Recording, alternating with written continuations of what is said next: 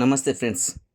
ఈరోజైతే మనం చిన్న సైజు వలలు వేసినాం. అంటే ఏలు సైజు చేపలైతే చాలా పడ్డాయి, లక్షల్లో పడ్డాయి. ఈ చేపలు వచ్చి మా సైడ్ వచ్చేసి ముక్కు చేపలు అంటారు. మరి మీ సైడ్ ఏమంటారు కామెంట్ అయితే చేయండి. ఈ చేపలని ఎండబెడితే మాత్రం కేజీ 300 రూపాయలు ఉంటుంది. అదేవిధంగా ఈ చేపలని మా సైడు రామచందమామలు అంటారు. చాలా అంటే చాలా టేస్ట్ ఉంటాయి. ఈ కాస్ట్ గిట్ట కొంచెం ఎక్కువనే ఉంటాయి. 400, 500 అట్లా ఉంటాయి ఎండబెట్టినాక.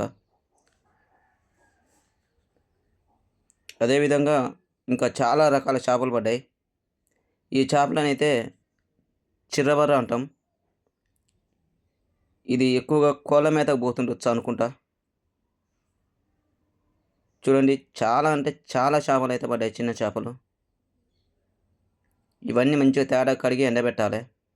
ఎండబెట్టి మనం బేరానికి పోసలే. కొన్ని లక్షల్లో ఉన్నాయి చేపలైతే.